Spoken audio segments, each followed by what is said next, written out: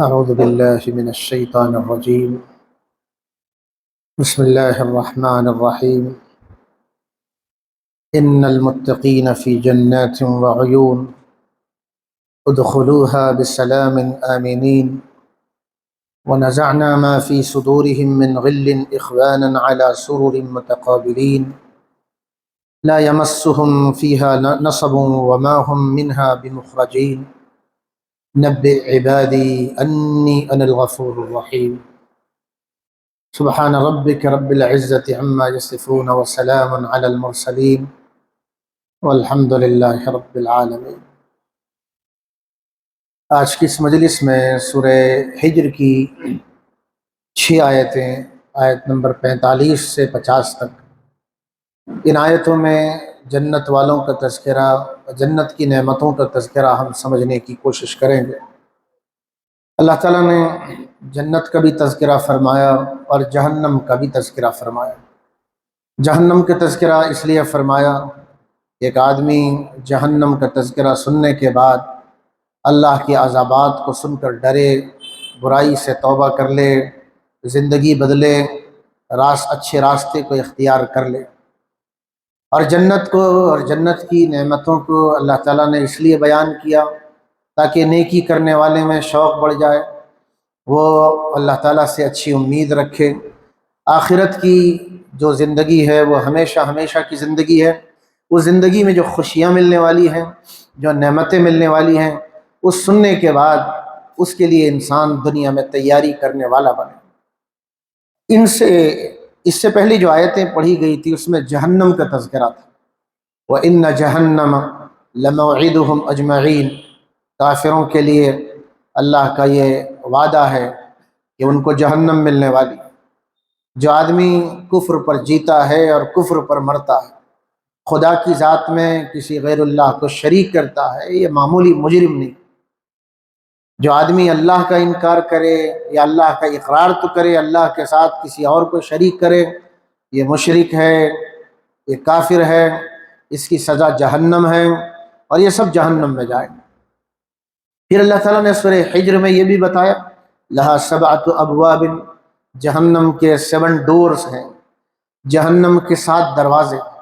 جیسے قرآن نے یہ کہا جہنم کے 7 دروازے ہیں، حدیث میں یہ بتایا گیا کہ جہنم کے 7 طبقے بھی ہیں. کس طبقے میں کون ہوں؟ جو ایمان والے گناہگار ہوں گے جہنم میں جائیں گے، وہ پہلے طبقے میں ہوں گے. عیسائی ہوں گے، یہودی ہوں گے، مجوسی ہوں گے، صابی ہوں گے، آگ کو پوجنے والے ہوں گے، منافقین ہوں گے. یہ کون کون سے طبقے میں، کون کون سی جگہ میں ہوں گے، حدیث پاک میں اس کا ڈیٹیل بیان کیا. اور کس طبقے میں، کس حصے میں، ڈپارٹمنٹ میں کون سے عذابات ہیں، وہ بھی ہمارے نبی نے بتایا. ایک عذاب اوپر ہے جو جہنم کی شکل میں، وہ ان لوگوں کو ہے جو ایمان والے ہیں مگر انہوں نے معاملات میں کچھ غبن کیا ہے، دھوکہ کیا ہے. اس کی سزا لینے کے لیے وہ اللہ جتنے سال تک انہیں سزا دینا چاہے وہ وہاں رہے گا. لیکن دنیا کی ایک بڑی آبادی ہے، یہودی اور عیسائی اور آگ کو پوجنے والے اور منافقین، یہ جہنم سے کبھی نکالے نہیں جائے. یہ جہنم کے 7 طبقے ہیں جس کا حدیث میں ذکر ہے، اور جہنم کے 7 دروازوں کا ذکر قرآن مجید میں. لِكُلِّ بَابٍ مِّنْهُمْ جُزْءٌ مَقْسُومٌ. یہ جو دروازے ہیں وہ سلیکٹڈ ہیں، کون یہاں سے گزریں گے، کون انٹر کریں گے، کون کس ڈپارٹمنٹ میں جائیں گے، وہ اللہ تعالیٰ کی سوچی میں، لسٹ میں متعین. آگے کی آیت جو آج ہمیں سمجھنا ہے اس میں اللہ تعالیٰ نے جنتیوں کا تذکرہ کیا. قرآن مجید پڑھنے سے یہ صاف معلوم ہوتا ہے جنت میں متقی جاتے ہیں، اور متقی کہتے ہیں گناہ سے بچنے والے. اس لیے جنت میں جانے والے کو یہ پوری کوشش کرنا ہے کہ میں گناہوں سے بچوں. آنکھ سے میں گناہ نہیں کروں، زبان سے میں گناہ نہیں کروں، کان سے میں گناہ نہیں کروں، ہاتھ پیر سے میں گناہ نہیں کروں. جتنا گناہ سے بچیں گے اللہ کے ولی بنے. لوگ یہ سوچتے ہیں بہت نیکیاں کریں گے تب جا کے اللہ کے ولی بنیں گے. قریب زمانے کے ایک بزرگ گزرے، حضرت شاہ برار الحق صاحب رحمۃ اللہ علیہ، وہ فرمایا کرتے تھے لوگ یہ سوچتے ہیں ولی بننے کے لیے بہت محنت کرنا پڑتا ہے۔ ولی بننا بہت آسان ہے، ادھر توبہ کرو اور اپنے آپ کو گناہوں سے بچاؤ، تم ولی بن گئے۔ گویا کہ اللہ کے ولی بننے کا جو آغاز ہے وہ توبہ سے، وہ گناہ سے بچنے سے ہے۔ آج ہر جگہ گناہوں کا ماحول ہے، اور جوان کے لیے خاص طور پر گناہ کے مواقع ہیں۔ آج گناہ کے جتنے مواقع ہیں، پہلے زمانے میں گناہ کے اتنے مواقع نہیں تھے۔ ان گناہوں کے مواقع ملنے کے باوجود اگر کوئی آدمی شراب نہ پیے، اگر کوئی آدمی زنا نہ کرے، اگر کوئی آدمی بد نظری نہ کرے، اگر کوئی آدمی جھوٹ نہ بولے، تو پھر وہ اللہ کا ولی ہے۔ اسی لیے اللہ کے ولی جو ہوتے ہیں، جو جنت میں جانے والے، قرآن مجید نے اس کو متقی سے تعبیر کیا۔ یہاں بھی وہی بتا، ان المتقین فی جنات وعیون، اللہ سے ڈرنے والے، گناہ سے بچنے والے، باغات میں جانے والے ہیں، چشموں میں جینے والے ہیں۔ یعنی جو جنت ہے اس کو جنت کیوں کہا گیا؟ کیونکہ وہاں سب سے زیادہ درخت ہے، اور جہاں درخت ہوتے ہیں انسان کا سب سے زیادہ دل لگتا ہے۔ اسی لیے ہم شہروں میں بھی دیکھتے ہیں، آدمی اپنا بنگلہ بناتا ہے یا چھوٹا سا ایک فلیٹ لیتا ہے، تب بھی چھوٹے چھوٹے پاٹس بازار سے خریدتا ہے، چھوٹے چھوٹے پودے گھر میں لگاتا ہے۔ یہ انسان کا نیچر ہے کہ کتنا بھی اچھا آپ کا گھر ہو، مگر اس گھر میں پودے نہیں ہیں، پھر وہ گھر اچھا نظر نہیں آتا۔ تو یہ جو انسانی طبیعت ہے، اللہ تعالیٰ نے جنت کو ایسا ہی بنایا، وہاں باغ ہے، وہاں درخت ہے۔ اب وہ درخت کیسے ہیں؟ حدیث پاک میں بتایا، ایک ایک درخت اتنا لمبا ہے، اتنا چوڑا ہے، اتنے سائے والا ہے، ایک گھوڑ سوار گھوڑے پر بیٹھ کر تیز رفتاری کے ساتھ، جنتی گھوڑا، دنیا کے گھوڑا نہیں، وہ جنتی گھوڑے پر بیٹھے گا اور جنتی رفتار سے چلے گا، 100 سال تک چلتا رہے گا، ایک درخت کا سایہ ختم نہیں۔ حضرت ابراہیم علیہ السلام کی ملاقات ہوئی تھی ہمارے نبی کے ساتھ معراج کے سفر میں۔ حضرت ابراہیم نے ہمارے نبی کو ایک بات کہی تھی، آپ جب جانا امت کو میرا سلام سنا، وعلیہم السلام۔ امت جب بھی ان کا سلام سنے تو اس کا جواب، حضرت ابراہیم نے اس امت کو سلام کیا۔ اور دوسری بات یہ بتائیے، آپ اپنی امت کو بتا دینا جنت کھلی ہوئی ہے، جو دنیا میں جتنا ذکر کرے گا اس کے اتنے باغ لگے۔ اسی لیے حضور فرماتے تھے، سبحان اللہ والحمد للہ ولا الہ الا اللہ واللہ اکبر، جو آدمی جتنا پڑھتا ہے اس کے اتنے باغ لگتے ہیں اور درخت لگتے ہیں۔ اور جو آدمی یہ چاہتا ہے میری جنت میں زیادہ سے زیادہ درخت لگے، وہ آج دنیا میں زیادہ سے زیادہ اللہ کا ذکر کیا کرے۔ درخت لگانے کا موقع دنیا میں ہے، جنت میں جا کر موقع نہیں ہے، یہ تو دنیا میں لگانا۔ تو جنت کیسی ہے؟ جنت باغوں والی ہے، جنت چشموں والی ہے، جنت نہروں والی ہے۔ وہاں چشمے ابلتے ہوئے بھی ہوں گے، وہاں نہریں چلتی ہوئی بھی ہوں گی۔ اب یہ جو نہریں ہوں گی، وہ دودھ کی نہر بھی ہوگی، وہ شراب کی نہر بھی ہوگی، وہ پانی کی نہر بھی ہوگی، وہ دودھ کی نہر بھی ہوگی۔ ان نہروں کا تذکرہ ہمارے نبی صلی اللہ علیہ وسلم نے فرمایا۔ جب یہ جنتی جنت میں جائیں گے، ان کا جو ویلکم ہوگا وہ فرشتے کریں گے، ادخلوہا بسلام آمنین، آرڈر ہوگا اللہ کی طرف سے، فرشتے سلام کریں گے، سلامتی کے ساتھ، امن کے ساتھ جنت میں داخل ہو جائے۔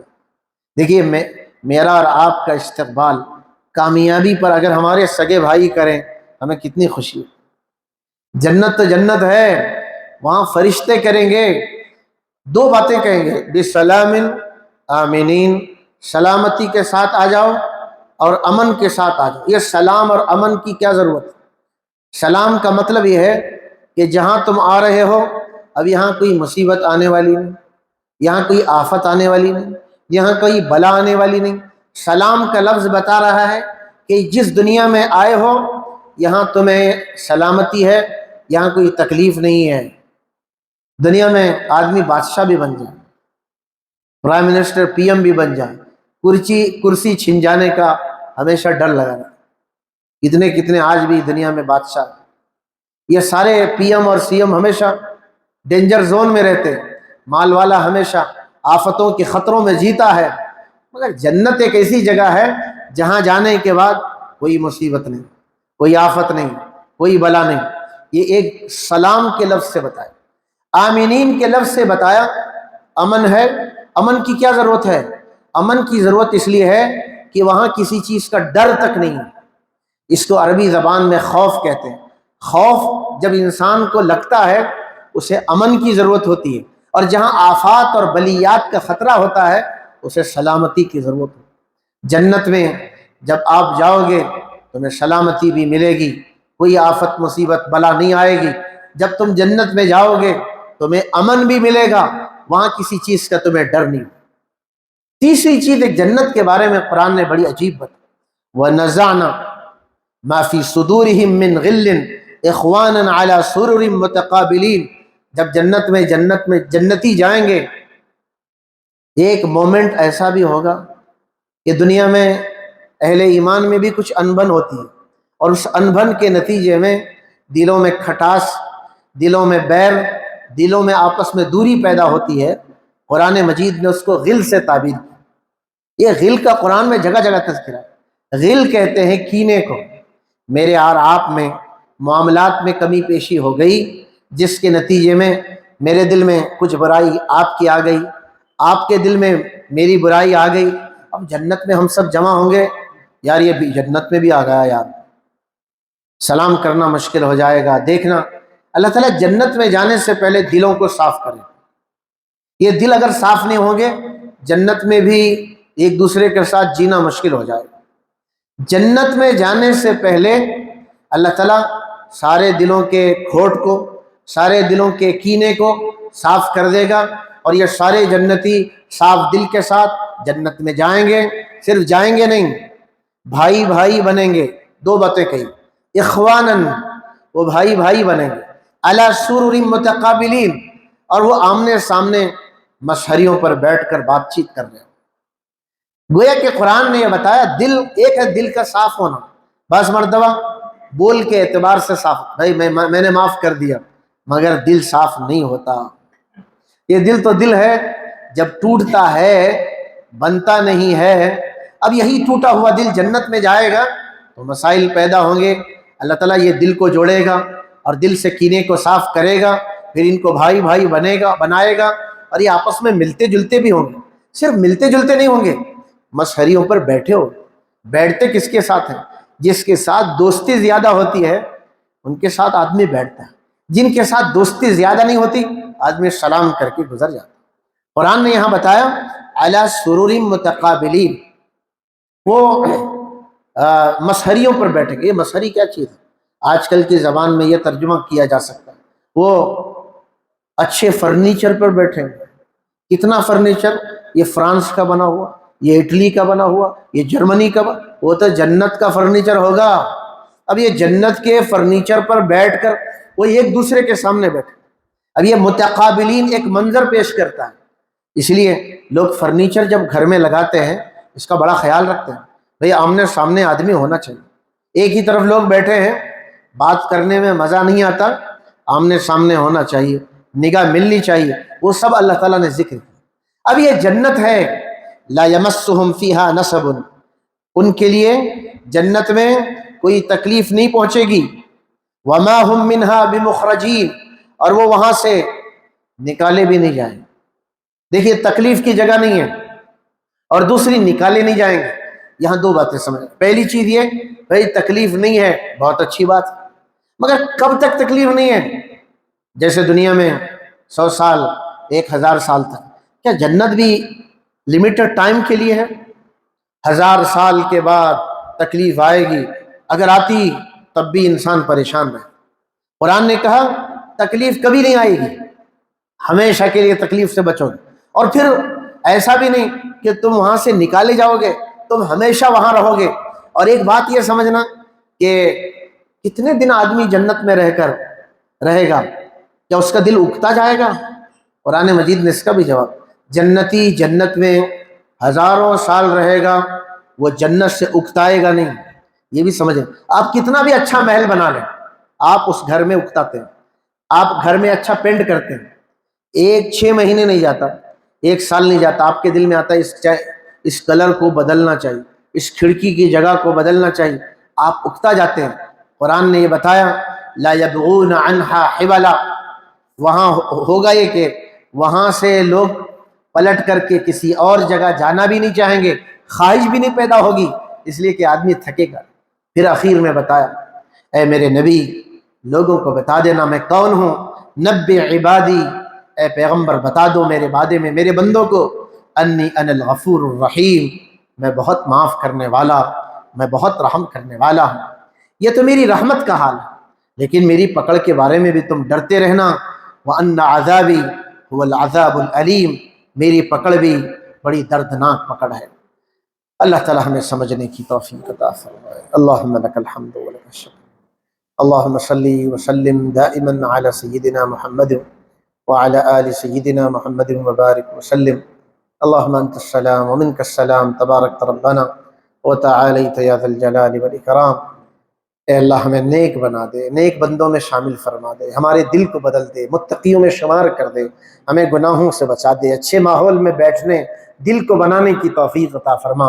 اے اللہ وہ زبان دے جو تجھے پکارنے والی ہو، وہ ہاتھ دے جو تیرے سامنے پھیلانے والے ہوں، وہ پیشانی دے جو تیرے سامنے جھکنے والے ہو، وہ بدن دے جو تیری بندگی کرنے والے ہو، وہ دل دے جو صبح شام تجھے پکارنے والا اور یاد کرنے والا ہو۔ ہماری غفلت کو دور کر دے، اب تک تو غفلت میں جیتے رہے، اب زندگی دے دے، وہ زندگی زندگی نہیں جو تیری یاد کے بغیر گزر گئی، اصل زندگی تو وہ زندگی ہے جو تیری یاد کے ساتھ، تیری بندگی کے ساتھ گزرتی ہے۔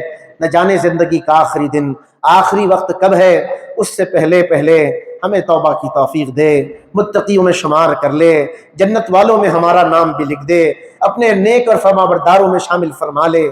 اے اللہ ہماری دنیا بنا، آخرت بنا، ہمارے قرض ادا کر دے، ہماری پریشانیاں دور کر دے، ہماری اولاد کو ہدایت دے، ہماری ماں باپ کی مغفرت فرما، ہمیں مصیبتوں سے، بلاؤں سے، قدرتی آفات سے، انسانوں کی شرارتوں سے، جنات کی شرارتوں سے ہم سب کو محفوظ فرما۔ اے اللہ جو مانگا گیا عطا فرما، مانگنے سے رہ گیا وہ بھی عطا فرما، ہماری دعاؤں کو قبول فرما۔ صلی اللہ تعالی علی خیر خلقہ محمد وعلی آلہ وصحبہ اجمعین، آمین والحمد للہ۔